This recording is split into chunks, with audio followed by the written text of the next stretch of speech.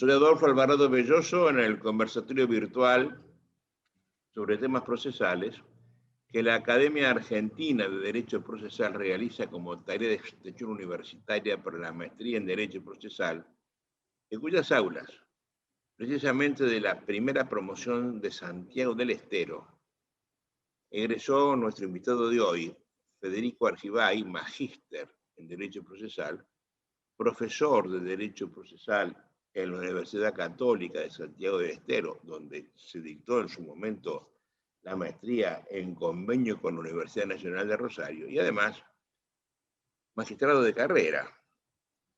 A la fecha es ya antiguo juez de la Cámara de Apelación de lo Civil y Comercial de la ciudad de Santiago del Estero. Conversando con Federico a quien quiero sumar estos conversatorios por muchas razones. Primero, por su devoción por la docencia. Segundo, por su alto sentido de la amistad, por su permanente presencia en las cosas que hacemos nosotros en la maestría. Me propuso que habláramos sobre el artículo 8 de la Convención Americana de Derechos Humanos. Y eso relacionarlo con la idea de debido proceso, y no tengo otra conversación respecto del tema. Hemos hablado, sí, del debido proceso, de las garantías procesales, de la garantía del proceso como medio, del proceso como límite al poder, pero no hemos hecho hasta ahora ninguna conversación interesante respecto de esta vinculación del concepto de debido proceso y un pacto y una convención interamericana que es norma vigente en la Argentina a nivel constitucional a partir de la reforma operada en la Constitución de 1994.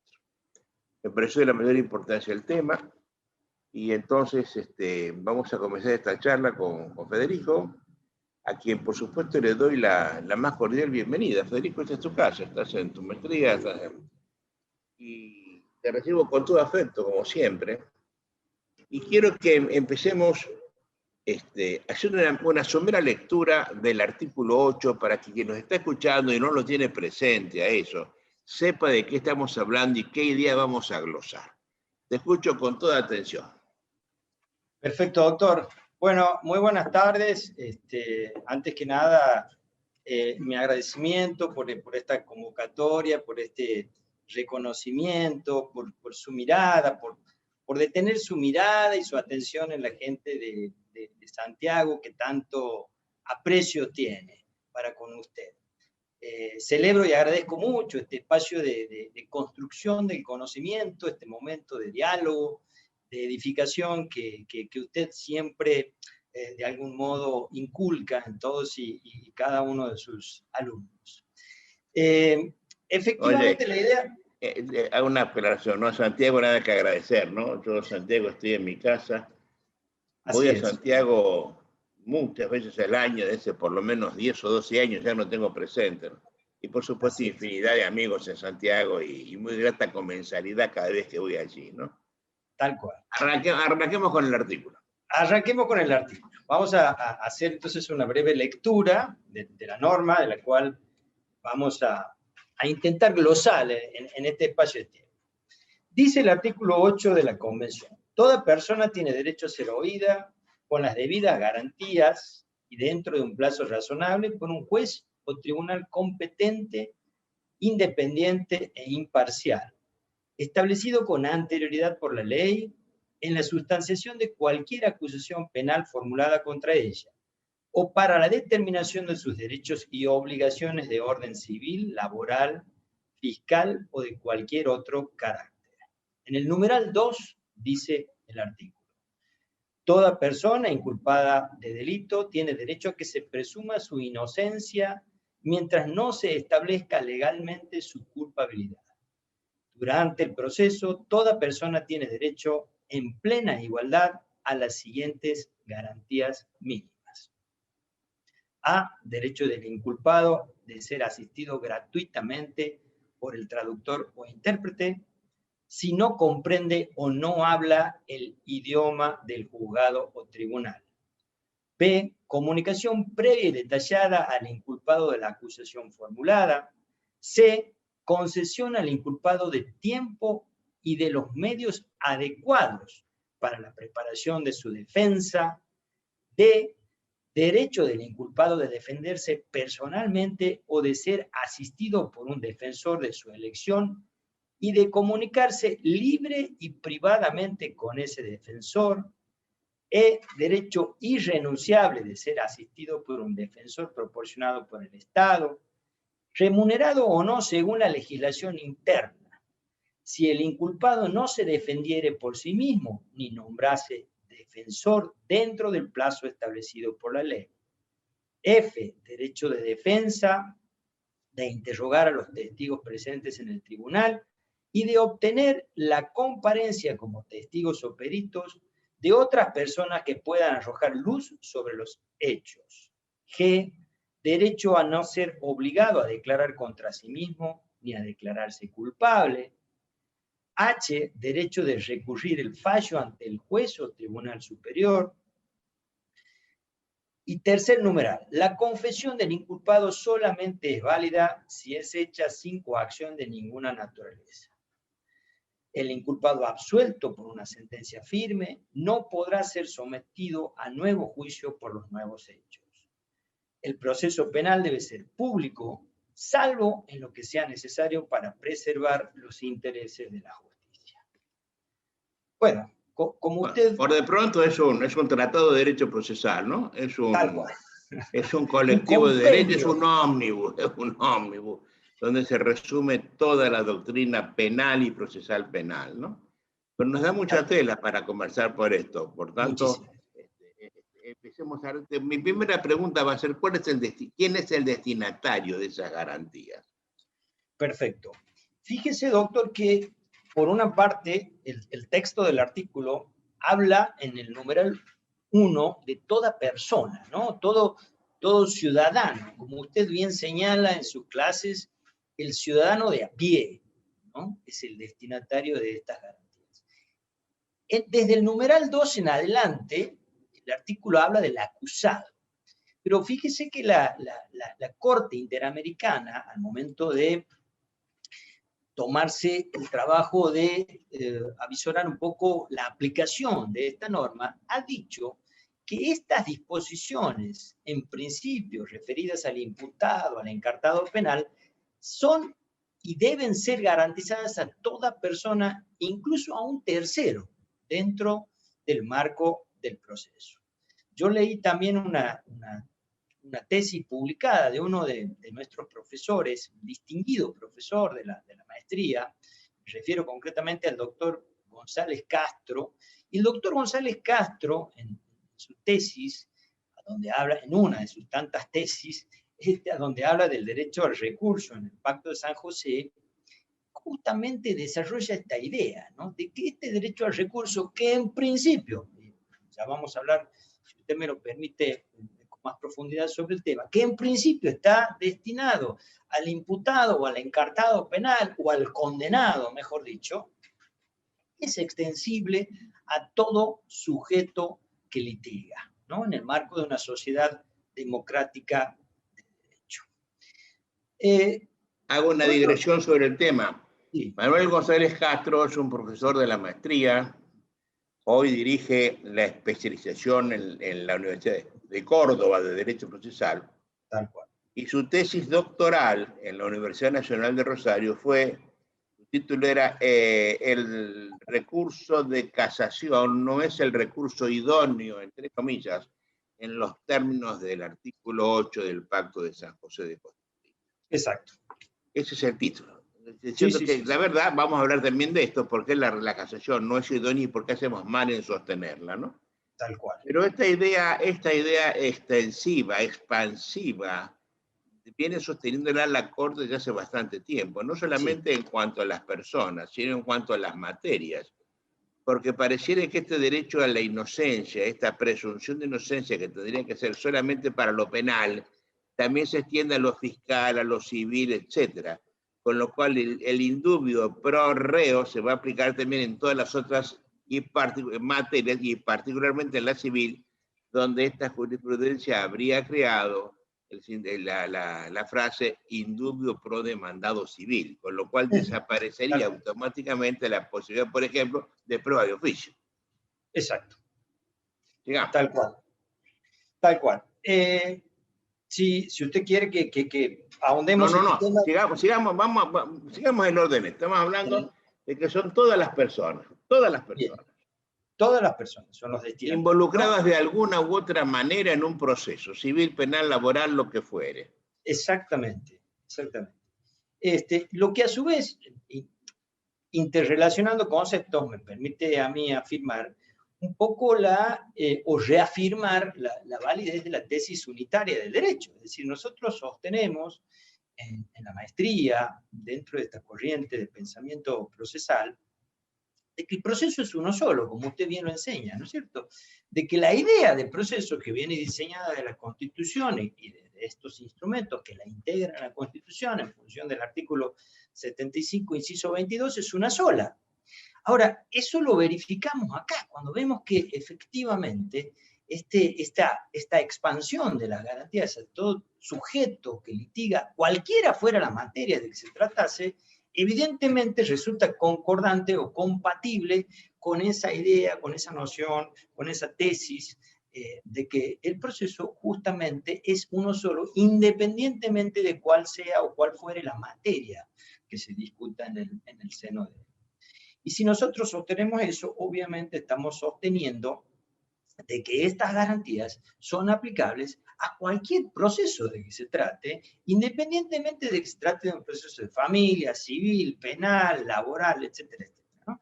Y esto también nos permite desmitificar una noción que a mí me preocupa como magistrado, esto de que cada especialista tiene su proceso específico. Entonces, el juez de familia considera que tiene su proceso particular y ya hay algunas garantías que rigen y otras que no, el juez en lo administrativo otro, y así, ¿no? Me parece que, además, nos olvidamos de una vieja noción, pero una noción que la hemos aprendido en la universidad, de que el derecho es uno solo, ¿no?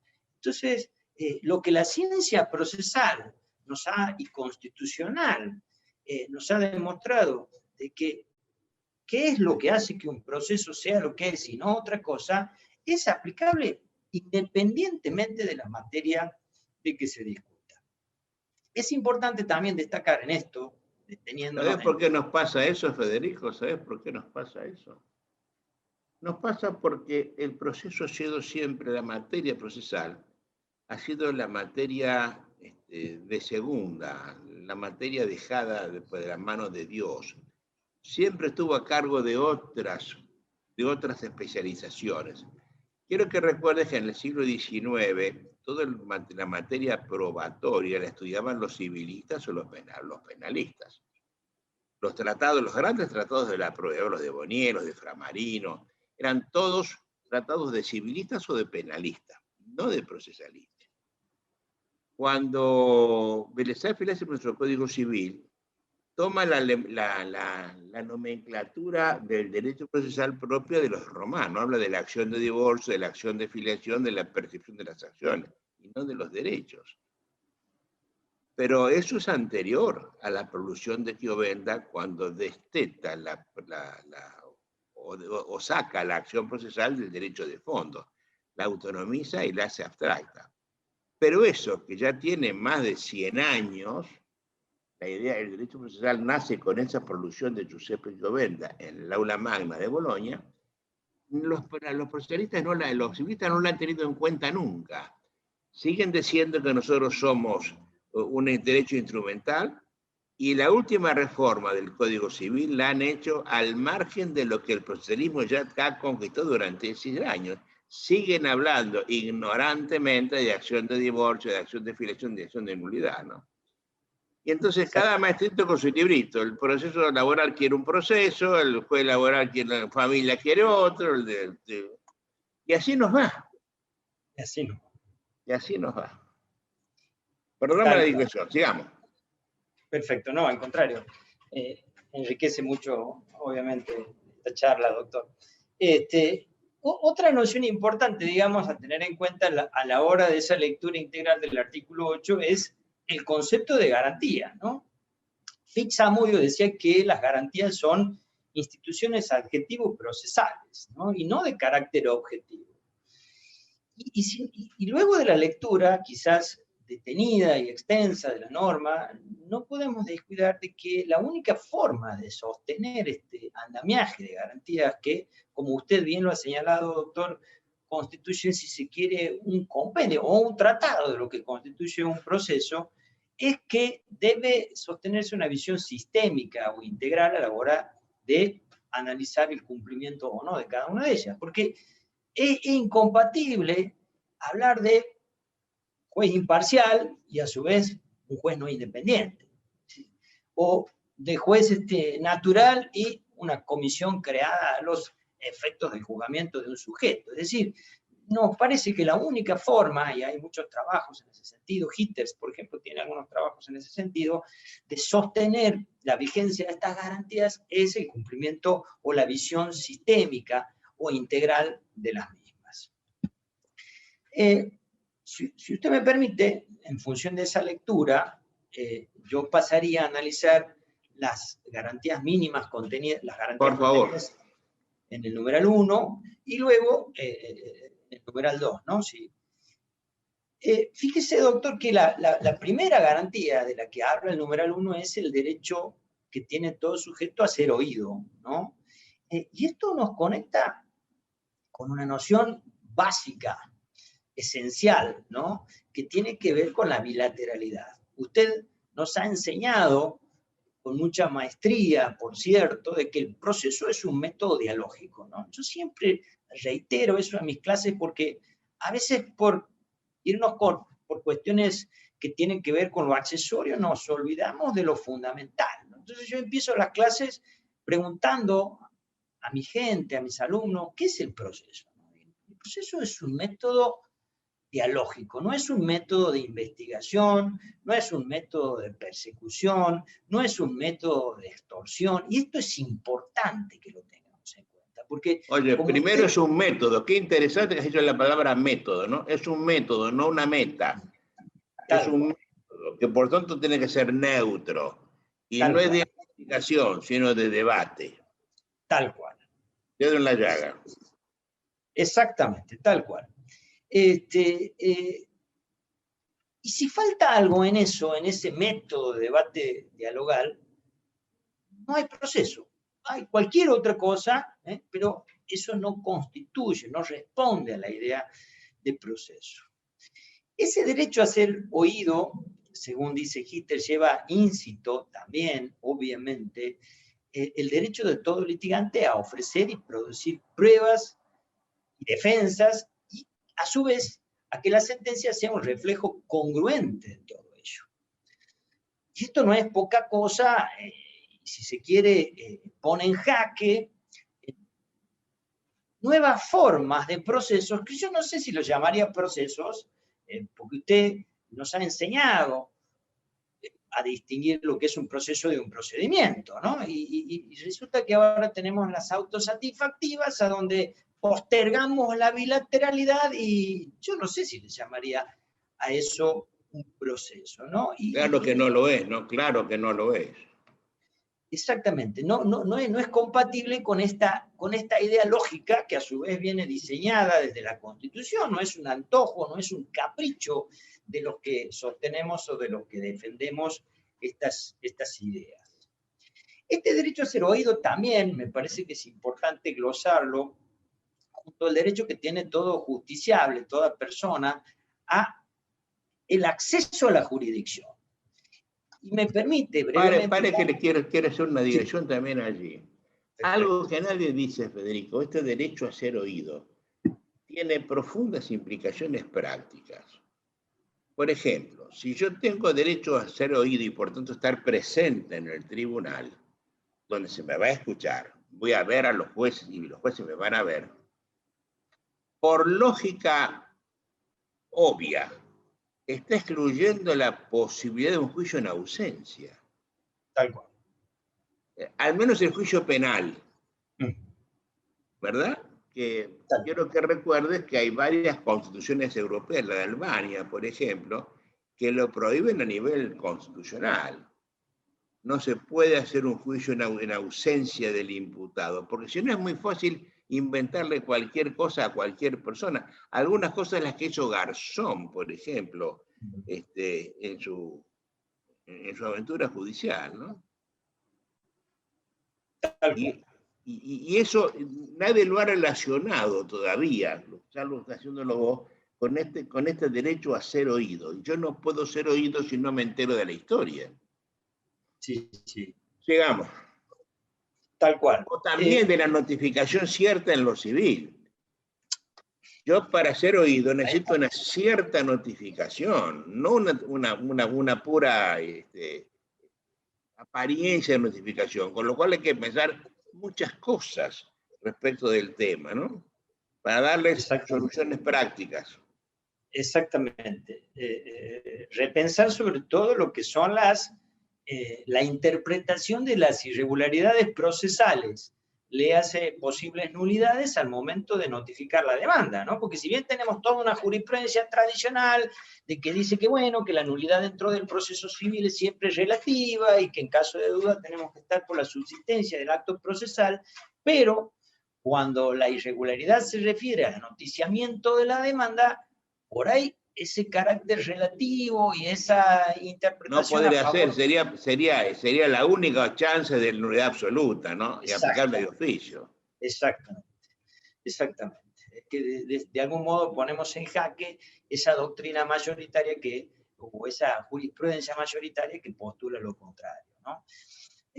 También es importante el derecho a ser oído a la hora de asegurar el acceso a la jurisdicción, ¿no? Eso yo entre estos años que llevo como vocal de cámara y 11 años en los que fui juez de la primera instancia, advertí quizás muchas prácticas contrarias, si se quiere, a ese principio, a la hora de asegurar a un sujeto el acceso al proceso, sobre todo cuando es muy común en los tribunales de la instancia de grado no proveer presentaciones, demandas, cuando adolecen estas demandas, estas presentaciones de falta de cumplimiento o de pago de cuestiones fiscales, ¿no? Acá he leído algunos trabajos también de que podría ponerse en jaque derecho que tiene todo sujeto, esta garantía de asegurar el acceso a la justicia, ¿no? Y también impacta en otras nociones, algunos le han llamado principios, nosotros no les llamamos principios porque distinguimos perfectamente lo que son principios de reglas técnicas del proceso, pero algunos le han llamado el principio pro actione o el indubio pro appellatione. Indudablemente, el derecho a ser oído está por detrás de estas dos nociones, y ante la duda, obviamente, el juez debe estar a favor de que la acción pueda ejercitarse y a favor de que el derecho al recurso, sobre todo el recurso ordinario, no estamos hablando de recursos extraordinarios, pueda ejercerse, pueda interponerse. A ver, hago una aclaración para quien no esté escuchando y no entiende el problema. Hablamos de recursos ordinarios cuando se permite el replanteo o el reestudio de hechos y de derecho. Y recursos extraordinarios donde los hechos están ajenos al juzgamiento y se juzga solamente la aplicación del derecho. La casación es un recurso extraordinario, la inconstitucionalidad es pero la apelación es el único recurso de verdad que habla sobre hechos y derechos, cosa que en la Argentina en lo penal está prohibida, porque los tribunales colegiados penales, sus sentencias por ser dictadas por tribunales colegiados y no unipersonales, la ley admite solamente un recurso de casación, porque ha tenido que desvirtuarse, a hacer interpretaciones expansivas del recurso para tratar los hechos. Y cuando trata los hechos, deja de hacer recurso de casación para convertirse en recurso de apelación, ¿no? Tal cual. Perfecto. Sí, sí. Oye, estás contando muchas miasmas del proceso nuestro, ¿no? Estamos tratando de hacer una mirada... Oye, el artículo sigue con otra frase importante, plazo razonable, ¿no? Perfecto. Exactamente. Fíjese, doctor, que en relación al tema del plazo razonable, la Corte Interamericana, a la hora de escrutar el cumplimiento del plazo razonable, ha tenido en cuenta 3 o 4 cuestiones. En primer lugar, la complejidad del asunto, ¿no? Esto sabemos, no es lo mismo un proceso sencillo, simple, un cobro de pesos común y silvestre, y un proceso, que compararlo con un proceso con partes múltiples, a donde se discuten diversas y variadas pretensiones, etcétera, etcétera. Otra de las cosas que ha tenido en cuenta la Corte Interamericana a la hora de caracterizar el cumplimiento de este principio que usted señala, doctor, del plazo razonable, es la conducta de las autoridades judiciales. Acá se pone las barbas en remojo la conducta de parte de nuestros magistrados, de nuestros funcionarios, ¿no? Y así también la actividad procesal del interesado, es decir, de pronto las partes, ¿qué conducta exteriorizaron también? Una conducta dilatoria, una conducta diligente, una conducta colaborativa, o al revés, ¿no? Una conducta entorpecedora del avance del proceso. Por último, también hubo otro vector de análisis que tiene que ver con la afectación que se ha generado por la duración del proceso. Y acá entra un tema apasionante, un tema que ha tenido mucha relevancia en estos últimos tiempos, que es el tema de los sectores o de los sujetos vulnerables o de los colectivos de vulnerables, porque obviamente que cuando ese sujeto esté involucrado en el proceso, la afectación a consecuencia del incumplimiento del plazo razonable puede ser mayor. En ese sentido, bueno, todos sabemos que Argentina ha tenido algunas condenas, puntualmente en el caso Furlan, como consecuencia del incumplimiento de ese plazo.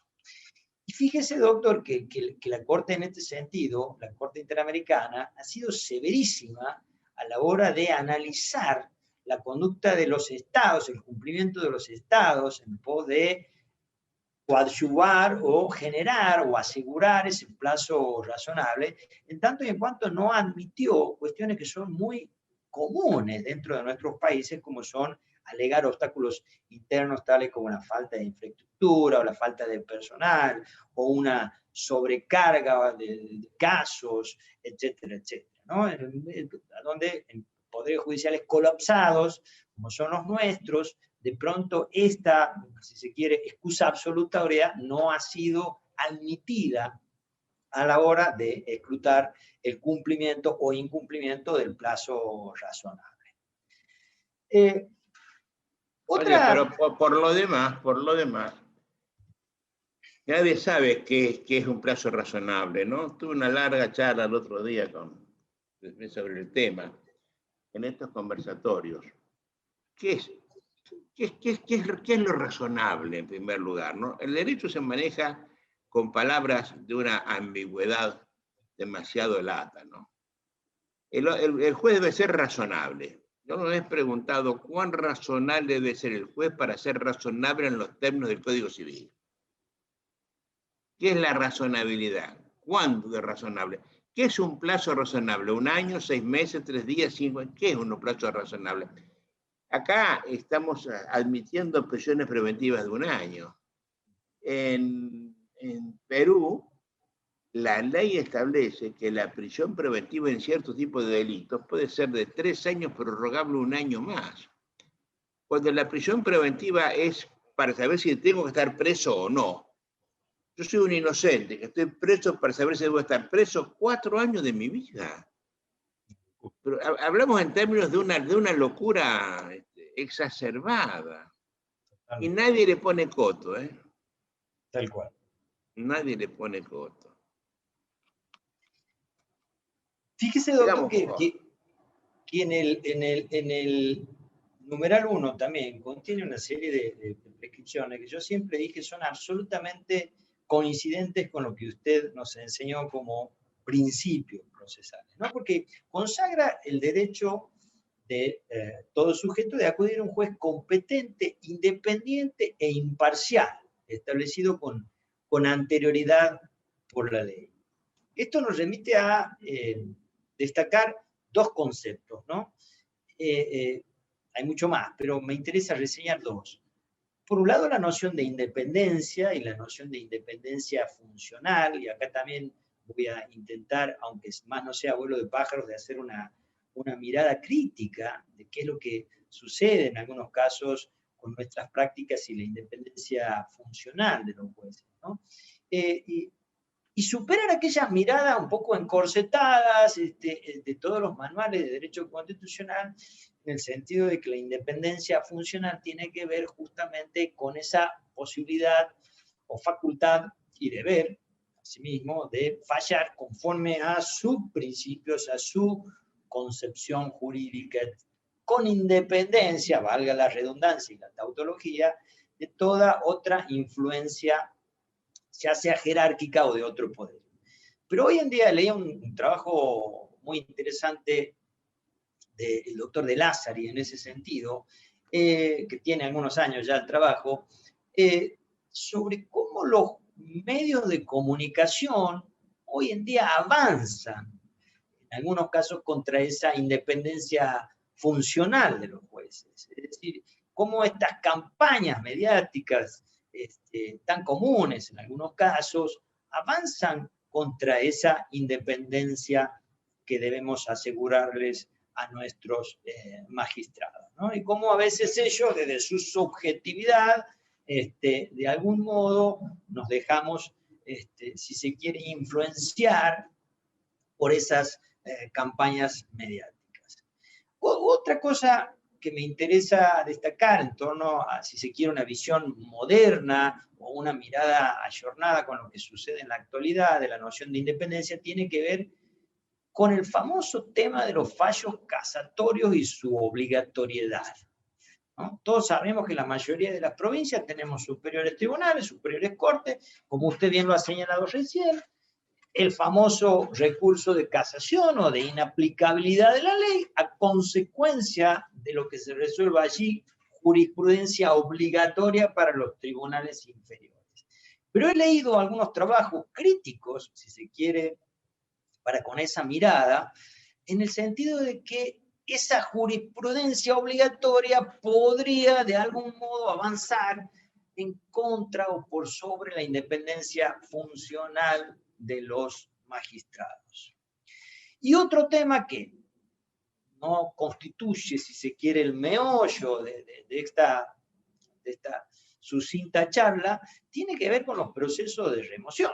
Obviamente que si todo magistrado se ve de algún modo expuesto a un proceso de remoción por el cumplimiento de sus deberes, por la emisión de sus interpretaciones a través de sus fallos, es muy difícil que ese magistrado sea enteramente independiente. Yo escribí en mi tesis, en la maestría que usted dirige, justamente sobre la aplicación de las reglas del debido proceso en materia de remoción política de los magistrados, ¿no? Obviamente vinculando estos conceptos. Ahora, no podemos hablar de independencia, y este es un concepto que va de la mano, si no hablamos de imparcialidad, ¿no? Y cuando hablamos de imparcialidad, me sorprendió... Antes de imparcialidad, has dicho una cosa muy importante. Sí. La jurisprudencia casatoria, que es vinculante en el Perú, lo pongo siempre como ejemplo de una mala normación, ¿eh? La Corte Suprema de Justicia tiene plenos casatorios vinculantes, ya van 10 o 12. La ley interpreta, todos los jueces interpretan y eso es obligatorio para todos los jueces de la República. Pero el Tribunal Constitucional, copiándole ese pleno casatorio, ha inventado un precedente obligatorio. Y la Corte Constitucional dicta una jurisprudencia que es obligatoria para todos los jueces del país. Acá hay dos problemas detrás de esto. Uno, que la interpretación casatoria puede llevar a la derogación de la ley. De hecho, con lo cual habrá que ver si una interpretación sin declarar la inconstitucionalidad puede hacerle perder vigencia a la ley. Y la otra es la que vos dijiste. Hay un magistrado ya jubilado, Rosario, Adolfo Prunoto, que declaró la inconstitucionalidad de una norma de la ley orgánica del Poder Judicial que establecía que las cámaras podían unificar su jurisprudencia para no hacer que un asunto se ganara en la sala 1, se perdiera en la sala 2, o si fuera posible se empatara en la sala 3. Y que el resultado de esta democrática votación entre todos los camaristas iba a ser, por lo menos, de jurisprudencia obligatoria para los propios jueces que la dictaron. Ya no hablo de los jueces inferiores. Eso dijo que se afectaba severamente su independencia funcional cuando lo que él pensaba tenía que ser acotado por otro, ¿no? Eso tuvo mucho, demasiada discusión. Y te recomiendo ver en la revista de estudios procesales que yo dirigí durante tantos años, hay un artículo publicado en los primeros números, por Adolfo Gersi Vidal, el prócer procesalista de la Universidad de la República Oriental del Uruguay, que lo llamó Jurisprudencia Contradictoria y Principio de Igualdad Constitucional. Hizo una vinculación importante. Esto no está resuelto, ¿eh? Lo que has dicho vos no está resuelto. No está. Hay opiniones para ambos lados y realmente opiniones de peso en ambos lados. Es un tema que hay que pensarlo, hay que meditarlo, sería bueno escribir alguna tesis sobre el tema, ¿no? Exacto. Porque hay afectaciones de los derechos y son afectaciones de la ley y afectaciones de los derechos de los magistrados. Tal cual. Sigamos. Exactamente. Y le decía que la noción de independencia necesariamente es conjugada de la mano de la noción de imparcialidad, ¿no? Que usted también nos desarrolla y explicita en sus clases, ¿no? Y una de las cosas que a mí me quedó grabada cuando usted desarrolla esta noción es la vinculación de la imparcialidad con la ausencia de prejuicio, ¿no? Esto no solo lo destaca usted, lo destaca mucha doctrina y mucha jurisprudencia, ¿no? El caso justamente de Atala Rifo versus Venezuela, de algún modo se trató esa noción. Ahora, yo sostengo, obviamente me hago cargo de lo que digo, de que a veces en los ámbitos jurisdiccionales estamos llenos de prejuicios y de prejuicios jurídicos, que es lo peor, ¿no? Doy un ejemplo, en el afán de que se entienda lo que quiero decir. Tenemos el prejuicio de que el peatón siempre tiene la razón y de que el peatón en un proceso de daños siempre ocupa el lugar de víctima. Sostenemos de algún modo que el trabajador también tiene la razón y que siempre ocupa el lugar de víctima, ¿no? En los procesos el que choca de atrás siempre es culpable. Siempre es culpable, ¿no? Sin importar si el de adelante se detuvo porque sí. Exactamente, ¿no? El famoso tema del vehículo invistente, ¿no? En los procesos de violencia también ligamos la violencia necesariamente a la actitud masculina, es decir, ingresamos al proceso con prejuicios jurídicos, con prejuicios de que hay una parte de que es la víctima y otra parte de que es el victimario, ¿no?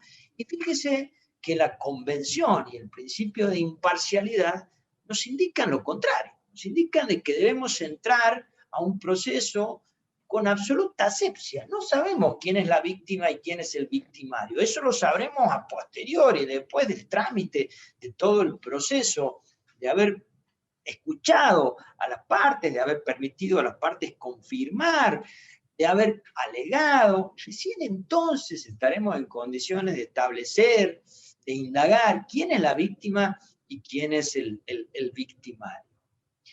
Pero fíjese que... Federico, te agradezco esta mención. Sos el primero que la dice en estos conversatorios. Y realmente es de la mayor importancia. Nosotros nos quejábamos con Fernando Povolo de las arbitrariedades de los jueces que dicen estas cosas, estas frases hechas que se aceptan sin más y sin pensar, ¿no? Y además no se rebaten. Cuando vos querés dar argumentos para decir que la cosa no es así, los jueces siguen insistiendo con la frase hecha. Yo te cuento una trivial anécdota de mi vida que muestra lo que vos estás diciendo. Yo fui juez de familia 4 años y en mi norma procesal Yo tengo un artículo que dice que la mujer puede ser depositada en casa honesta cuando tiene temor a que le pegue el marido. Así, víctima mujer, victimario marido, depósito en casa honesta. Es la frase que viene del siglo traspasado, ¿no es cierto? Un día viene mi secretaria, me trae una audiencia previa porque yo voy a hacer un depósito pedido por el marido respecto de la mujer. Entonces yo dije, ¿de dónde saca este señor? Si es la mujer, el caso honesta, ¿no? Pero ¿por qué no nos miran? Me dijo la secretaria. Los hago pasar. Y el hombre era un variador de parejeros, el que lleva a los caballos al lado del caballo de carrera.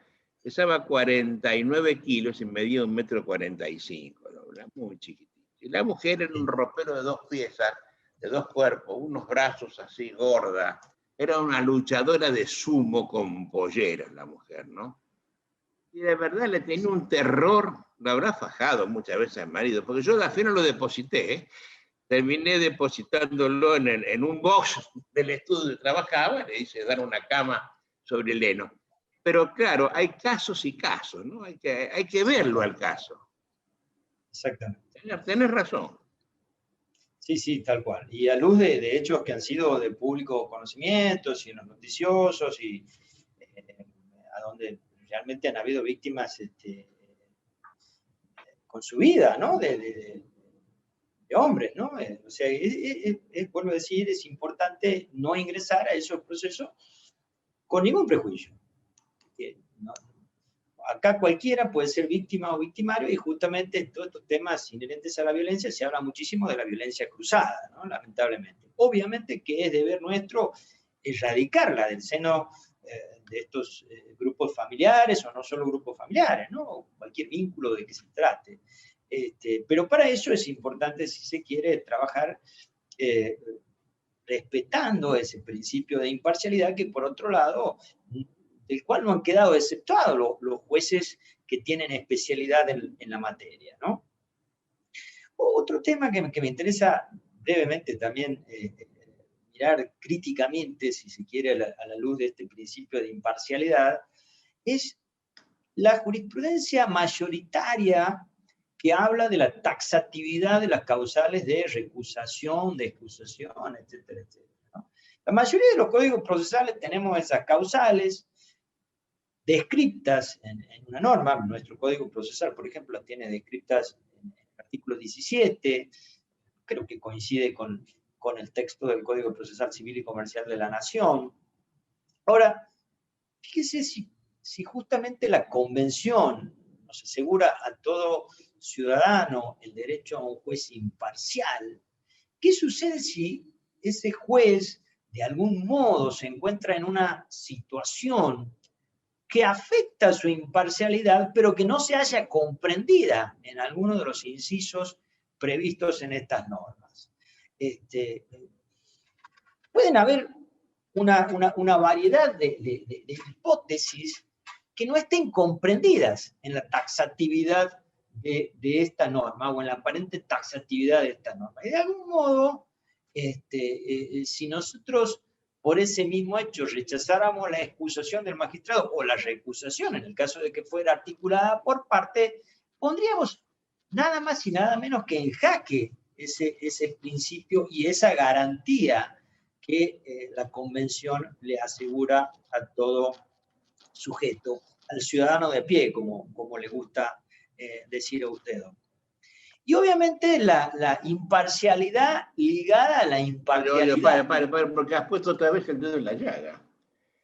Claro, se ve que sos magistrado, ¿no? Porque tenés los mismos problemas que alguna vez tuve yo, que veo los magistrados que se preocupan por hacer bien su trabajo.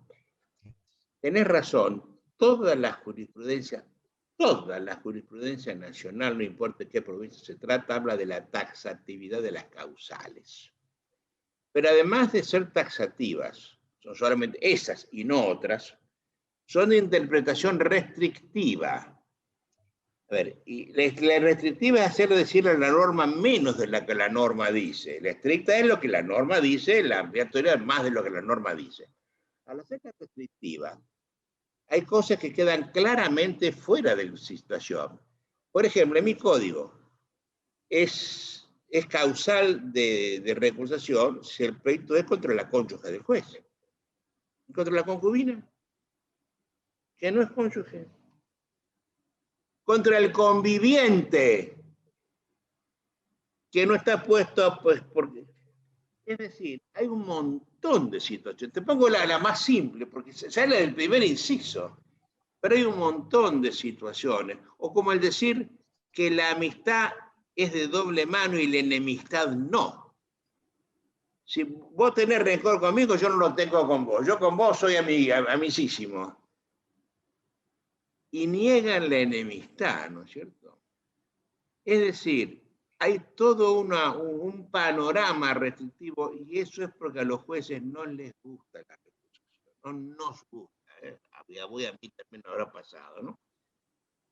Quiero recordarte que esto nace del primer comentarista del Código Español de 1855, fue el Conde de la Cañada. Dos grandes tomos de letra prieta. Y cuando habla de la recusación dice que la recusación implica desconfianza del juez, hacia el juez. Y a partir de allí comienza la injuria a su persona. Texto expreso del Conde de la Cañada. O sea, el que yo piense y que no tenga confianza en el juez Argimay, fue una injuria para él. Pero esto priva en el corazón de todos, ¿eh? En tus colegas, en tu superior tribunal, en todas partes, hasta el día de hoy. Tal cual. Otra cosa que me gusta cómo estás vinculando las cosas. Oiga, al tiempo que va, no alcanzamos a terminar de ninguna manera el artículo. Estamos con el numeral 1. Exactamente. Ya llevamos 45 minutos de conversación, no llegamos al numeral 1 todavía. Avancemos en ese, vamos a concentrarnos en ese numeral. Perfecto. Avancemos en ello. Perfecto, perfecto.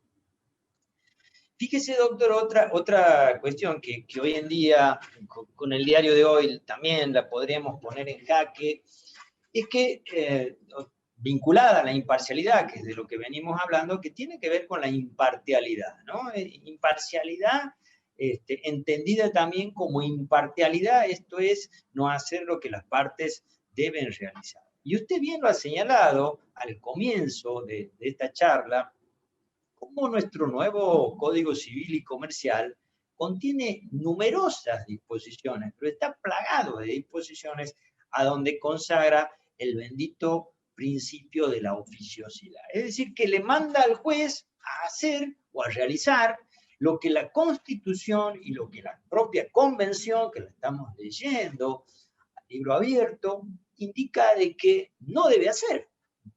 Yo he quedado asombrado, me tomé el trabajo para mis clases, para mis charlas, de hacer un listado de las normas que consagran el principio de oficiosidad y realmente he quedado asombrado, azorado en ese sentido.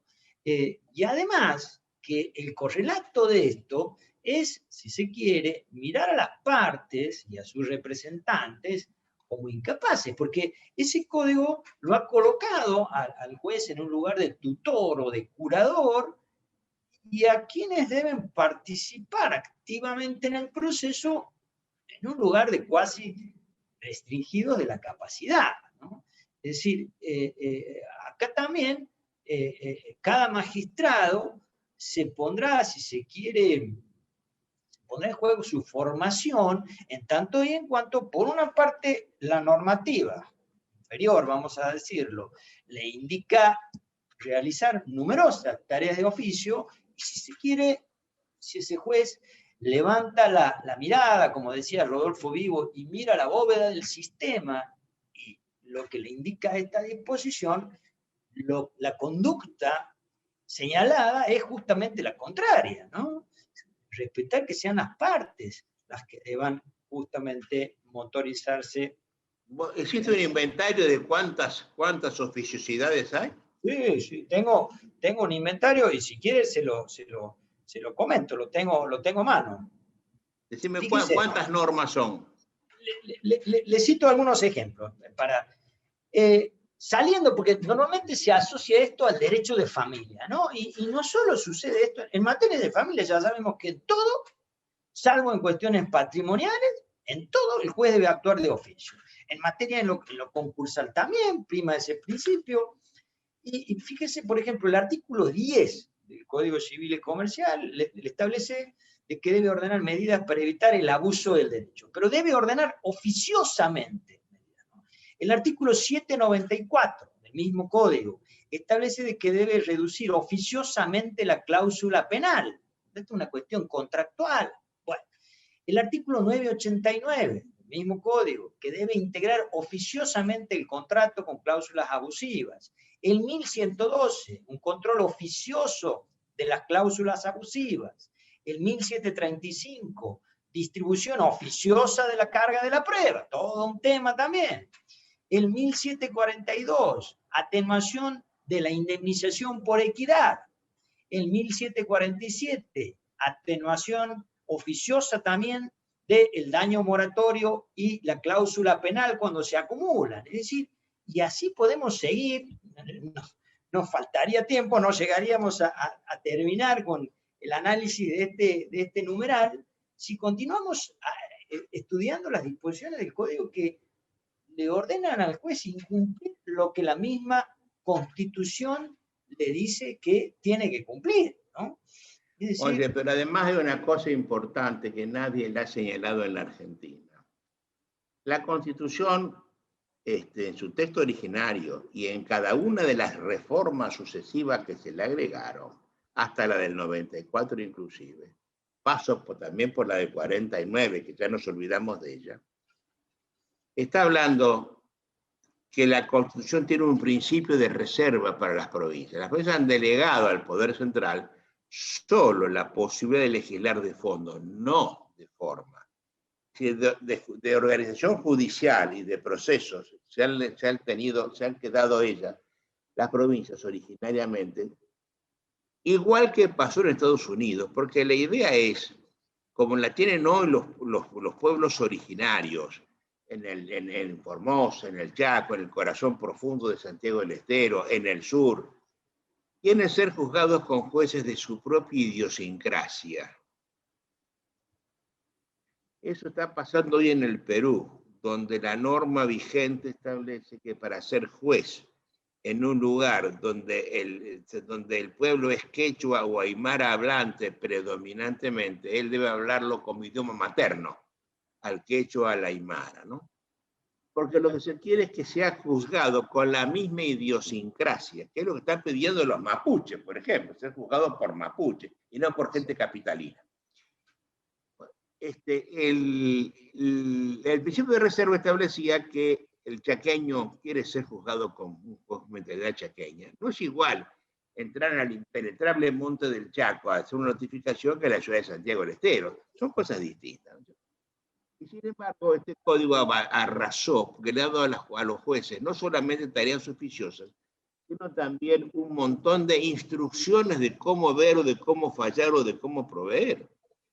Con lo cual se ha inmiscuido, ha dejado de lado el principio de reserva.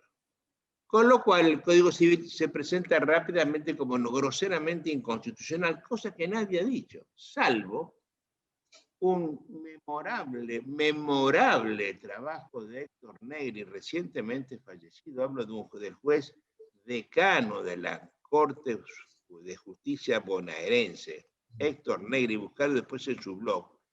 Tiene un artículo que llamó La claudicación de la cultura. Y en ese artículo, Claudicación de la cultura, llora con lágrimas de sangre la derogación del Código Civil, diciendo cosas insospechadas. Todo lo que la civilidad argentina ha perdido con el Código Civil, ¿no?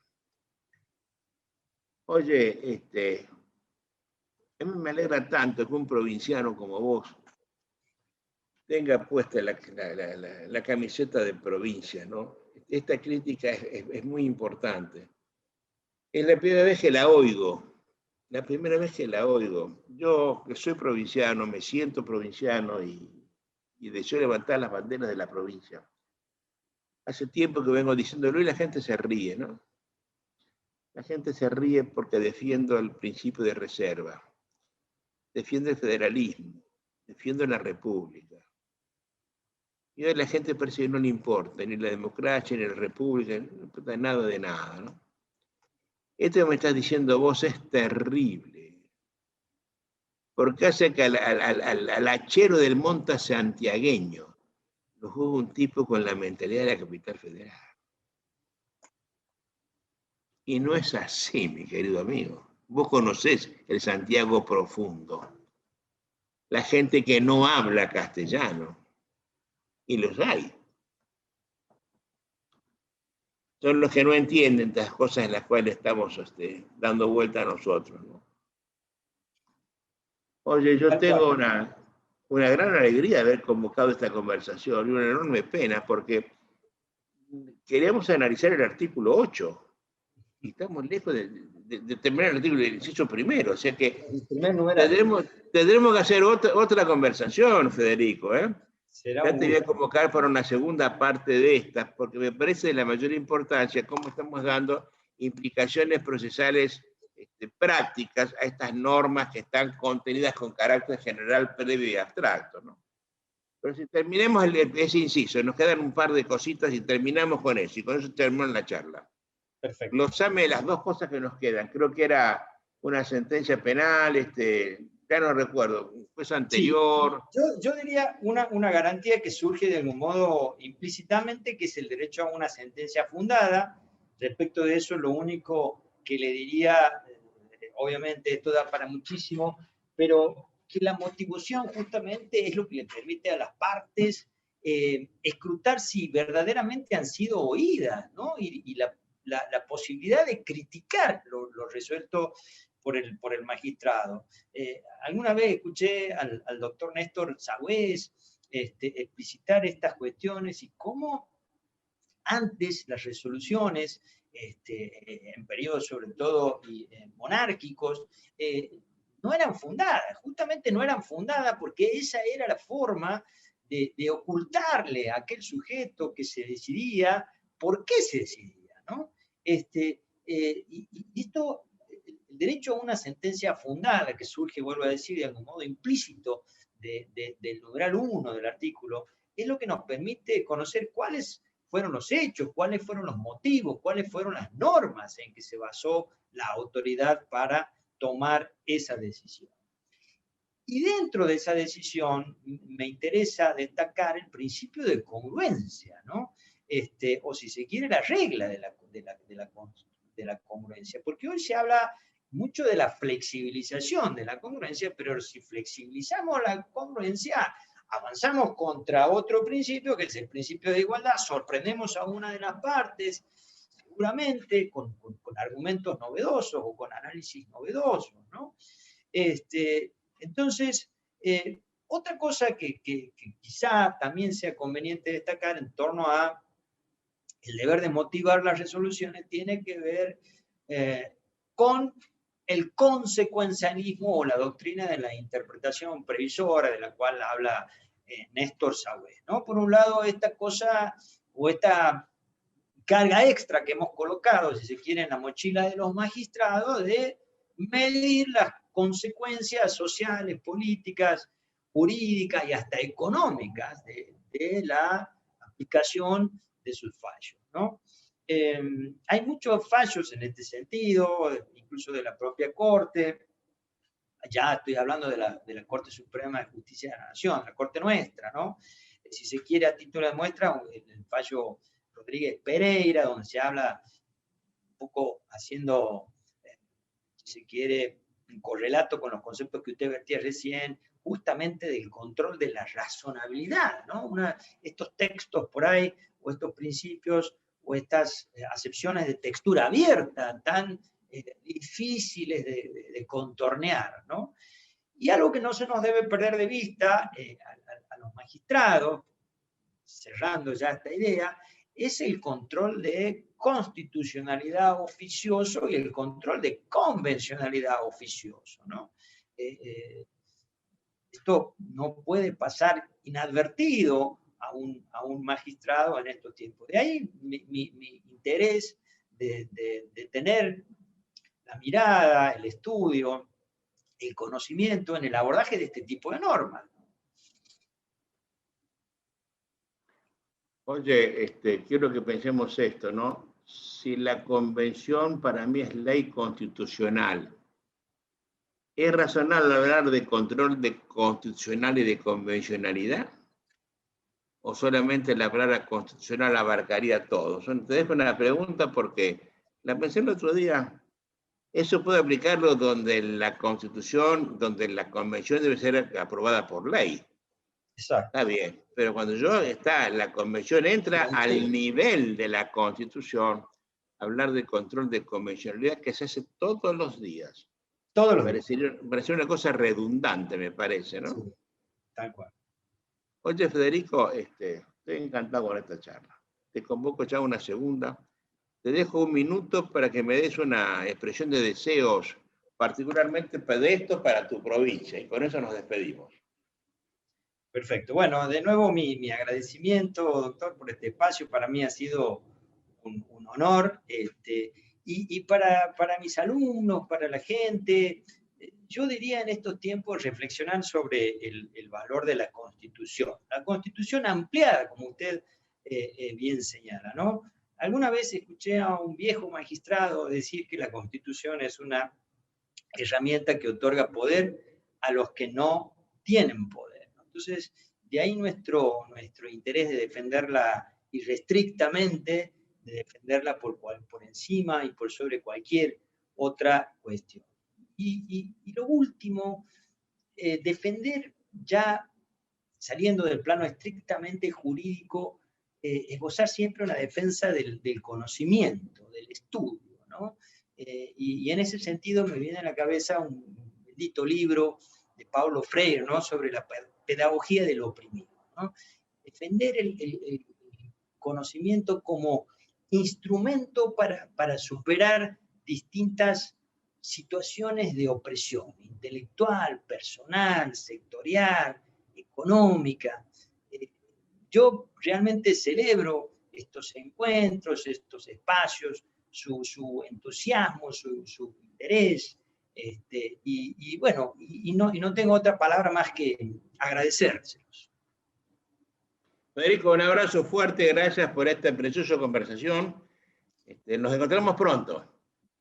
Por ahora me despido con un hasta siempre y hasta siempre. Hasta siempre, doctor. Un gusto.